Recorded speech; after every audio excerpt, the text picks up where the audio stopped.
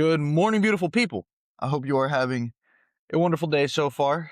Today, I want to talk about your gut, your insides, and how gut health is very important. And it's a very overlooked factor when it comes to, well, one, overall health, but what I'm assuming most of y'all care about is physique development. So it can impact your fat loss, your rates of muscle gain, can impact your brain, liver, thyroid, all of this. And it's a big thing for bodybuilding and just, even if you don't care about bodybuilding, just your overall health. Because everyone hears about the gut brain axis, which is essentially just the way that your gut and your brain communicate. Anytime you hear axis, it's just kind of think like line of communication.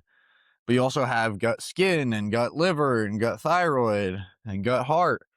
Because your gut is central to everything. If you think about it, sorry, that homeless guy was just hitting a jig. Wow, that completely threw me off. Oh yeah. So your gut is just like your skin. It is the protective layer between your actual insides and the outside world. If you think about it, you're like a donut. From your mouth to your anus, you are just an open hole. And it's really weird. When I first heard that analogy, I don't know, it kind of threw me for a loop, but it really is true. Your gut is always exposed to the outside air. And funny enough, there's actually studies that people in more polluted areas tend to have higher rates of dysbiosis. So dysbiosis and eubiosis are essentially just the state of your gut microbiome. Your gut microbiome, if you don't know, this is kind of just going to be an introduction to gut health because it is a big topic. I'm reading a textbook right now about gastrointestinal physiology, and holy, it's a thing, man.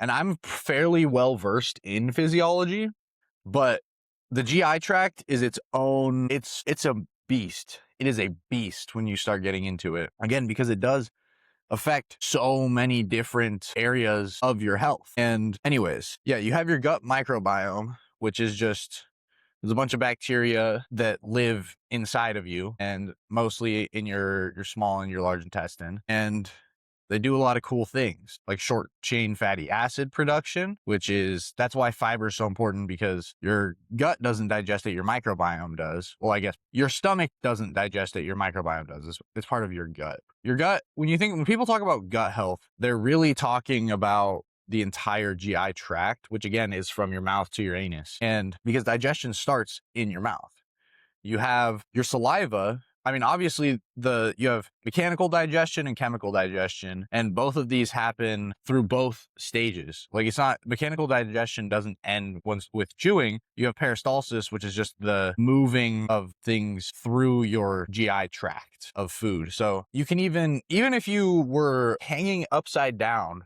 your gut is strong enough to actually, your GI tract is strong enough to actually push stuff through it, even if you're hanging upside down, which I think is really cool. It would take you a while and it probably wouldn't feel the best, but it would happen. Peristalsis is that strong. You got some strong muscles in your gut. But anyways, you have mechanistic digestion, which starts with chewing. And that's why chewing is really important, actually. One thing that a big tip for just improving your gut health overall. And this actually is just a good tip, not only for gut health, but just for satiation, for feeling fuller, is to just chew your food more. If you find yourself to count your chews, I know it sounds weird, but when you start doing it, it becomes second nature almost. And you'll realize how fast, I mean, most people scarf down their food. If you think about it, I mean, you probably don't even pay attention when you eat. That's another thing, is distracted eating really hurts your ability to feel full. I know I love being an iPad kid. Trust me, I used to always watch shows when I ate. But especially when you're in a fat loss phase and you're really trying to feel fuller off of less food. And even if you're not in a fat loss phase, even if you just have a tough relationship with food and you struggle with overeating and binge eating, then being present with the food that you're eating is a huge step. It will make so much progress. Just being present and only eating, just focusing on the food in front of you, looking at it, thinking about the sensations, This will also just help you with your natural, this will help you sync up your natural feelings of satiety, of fullness, because your brain isn't just, you're not, especially, it's even worse if you're scrolling. Scrolling is 10 times worse. If you're just watching a show or a YouTube video, maybe that's at least a little bit better because you're kind of just focused on one thing. It's not just complete distraction, dopamine circuits just firing all the time. But yeah, try to eat less distracted. And my favorite way to do this is honestly eating outside. I've just started doing that recently. And I know this isn't practical for everyone in every state of the world, right? I know I used to live in Wyoming, so I get it, right? I'm not eating outside in the middle of winter. But when it is nice outside, eat outside. Just try it.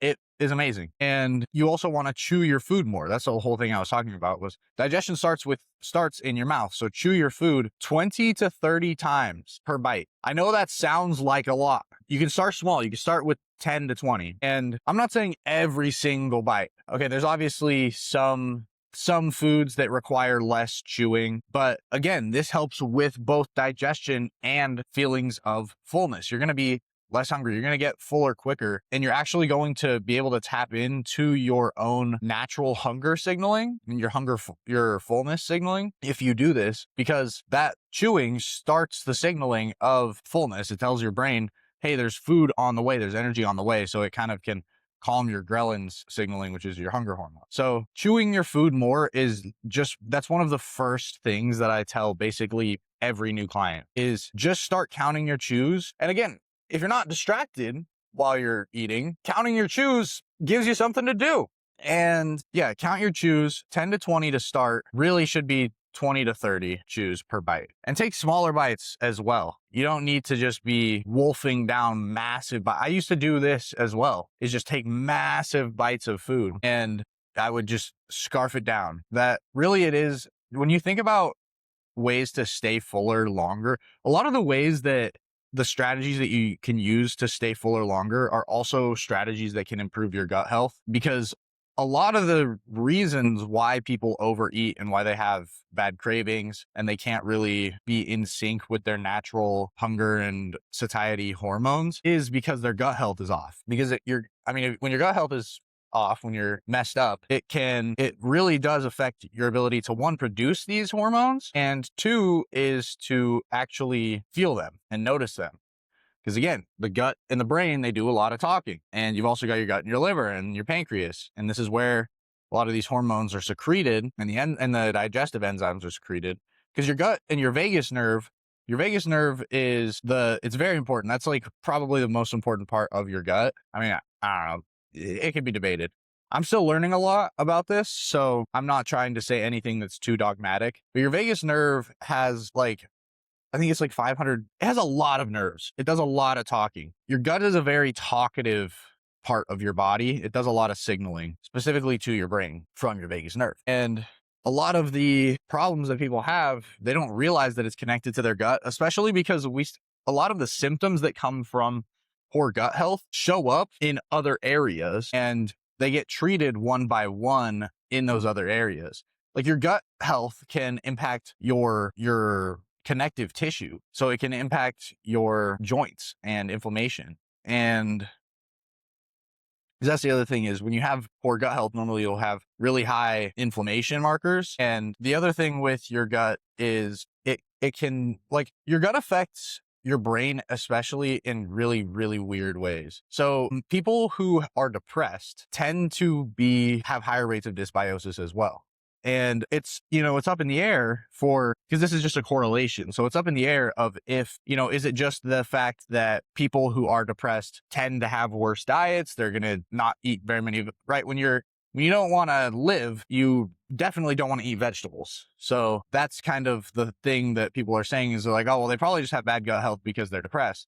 But there's evidence that they might be depressed because their gut health is poor. And I'm sure it's a little bit of both, right? I'm sure that it goes both ways. But there's a very, very interesting study where they took people who were depressed and they did what's called a fecal transplant. And a fecal transplant is exactly what it sounds like, taking shit from someone and transplanting it into another person, or another thing. In this case, it was a mouse. And I know people hate on mouse studies all the time. I used to as well, but it's just, there's a lot of things that you can't really do ethically with humans. So you kind of have to do it with mice. And I mean, we can get to, that's a whole nother debate as well, as if it's even ethical to do that, but you got to do some fucked up shit for science sometimes. And they took the poop from the depressed people, they gave it to the mice, and the mice started acting depressed. I swear to God, this is a real study. You can look it up. And so there's some good evidence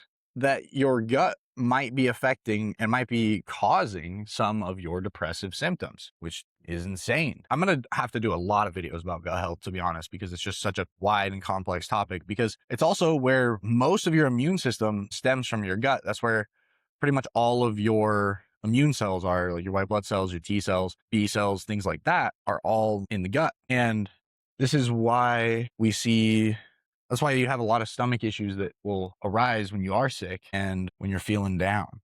But yeah, that's kind of just a basic overview. I don't know, kind of just a yap sesh about gut health in general, just because that's just what I've been reading into a lot recently. And I just think it's really cool. It's really interesting how it affects literally everything. Oh, and I talked about physique development. Yeah, it's because it impacts your hunger signaling and your insulin responses and in your ability to digest protein, not only to digest protein, but to absorb it. And because that's what your gut is doing, is it's breaking down.